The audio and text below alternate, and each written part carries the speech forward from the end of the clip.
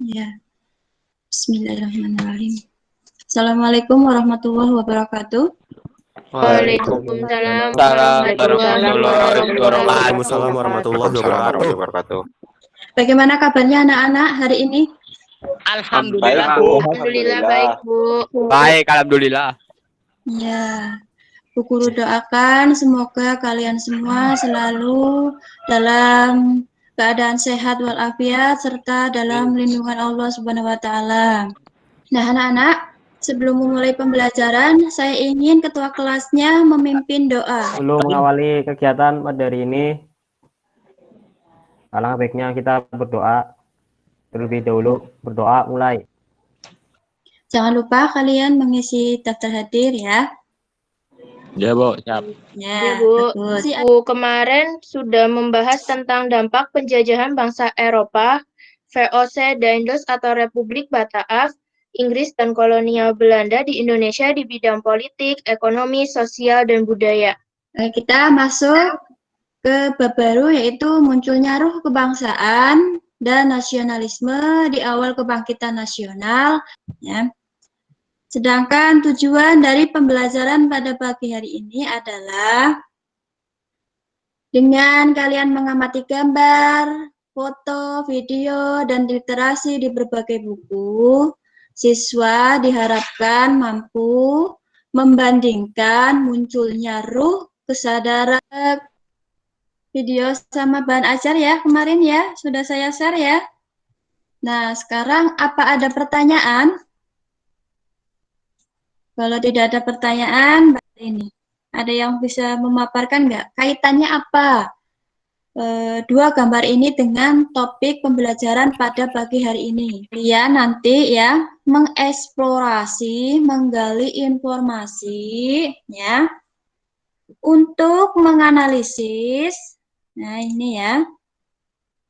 Tentang munculnya ruh kebangsaan dan nasionalisme pada awal kebangkitan nasional dengan poin-poin pentingnya nanti kalian harus tahu apa latar belakang sehingga muncul kesadaran kebangsaan.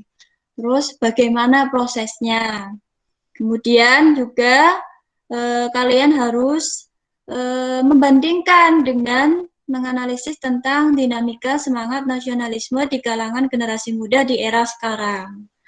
Nah, sekarang coba apakah ada yang mau mempresentasikan hasil apa yang sudah kalian analisis, hasil apa yang sudah kalian gali informasi, baik di video, baik di bahan ajar, baik di buku, maupun di literasi yang lain, ataupun di internet.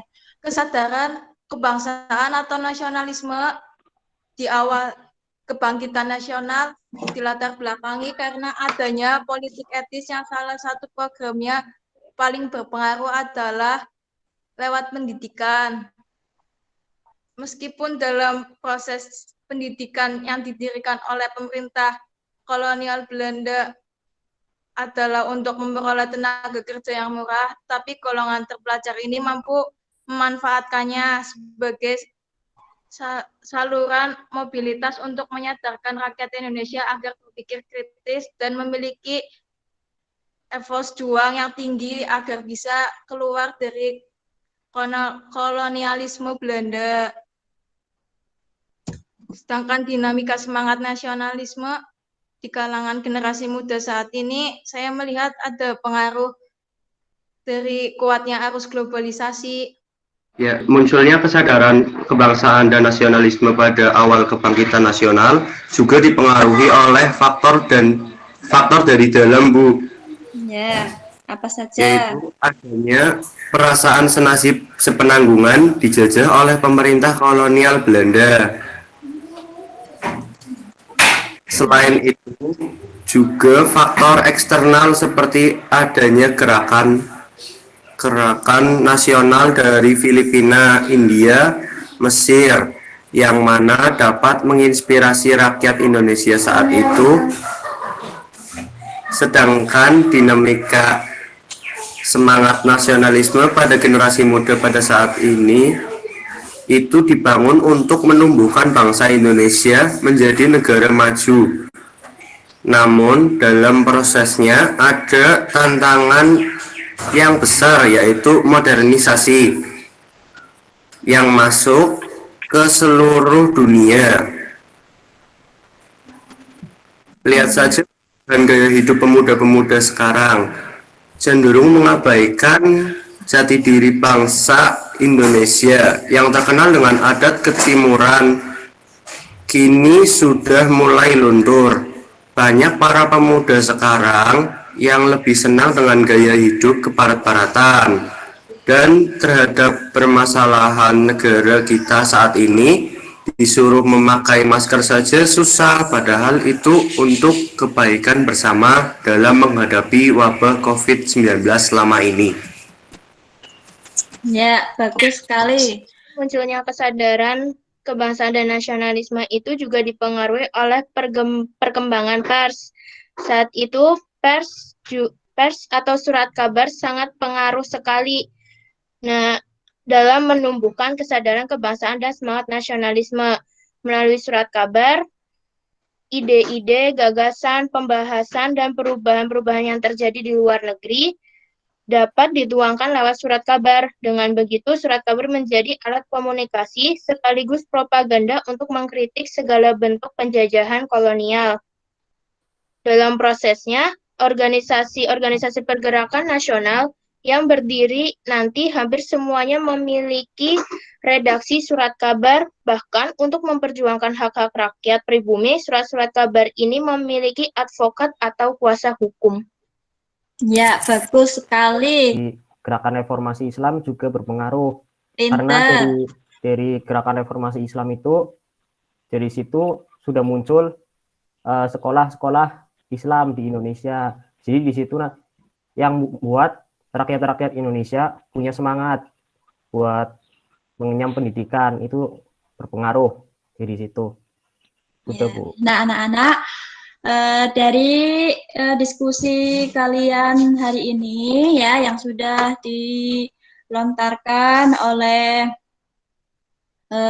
Mas Winata, kemudian Mas Satria, ya, dan teman-teman yang lain, Bu Guru hanya memberikan ulasan sedikit saja bahwasanya semangat nasionalisme itu merupakan salah satu modal utama yang harus dimiliki oleh bangsa Indonesia dalam menghadapi ancaman-ancaman yang berkaitan dengan ketahanan bangsa. Maka agar keutuhan negara tetap terjaga, memang kita harus terus memupuk semangat nasionalisme sesuai dengan perkembangan zaman, ya.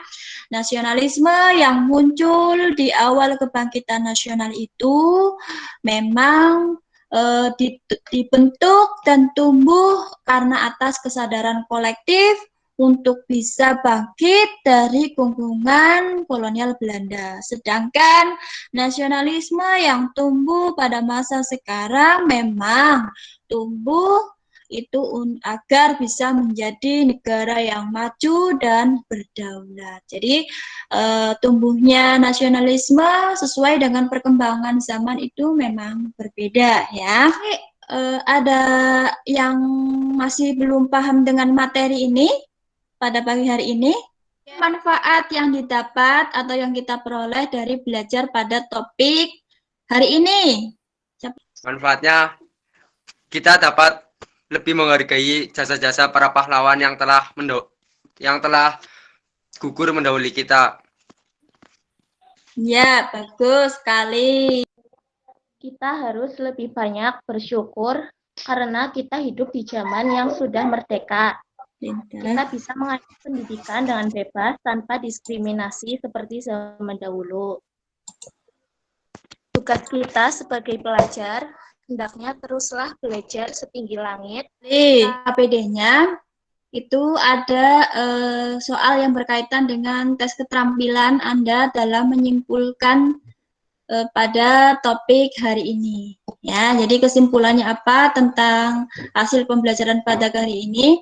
Kalian simpulkan di Classroom ingatkan ya untuk membaca topik pada bahan ajar yang sudah Bu Guru share selanjutnya, yaitu kalian membaca makna strategi perjuangan bangsa Indonesia pada masa organisasi pergerakan nasional dengan strategi perjuangan bangsa Indonesia dalam menghadapi pandemi COVID-19 ya yang selama ini dialami oleh bangsa Indonesia bahkan hampir di seluruh dunia ya. Kamu baca topiknya pembelajaran yang akan dibahas di pertemuan yang akan datang ya. Itu saja ya yang dapat Bu Guru sampaikan pada pembelajaran pada pagi hari ini. Saya akhiri. Wassalamualaikum warahmatullahi wabarakatuh. Waalaikumsalam warahmatullahi wabarakatuh.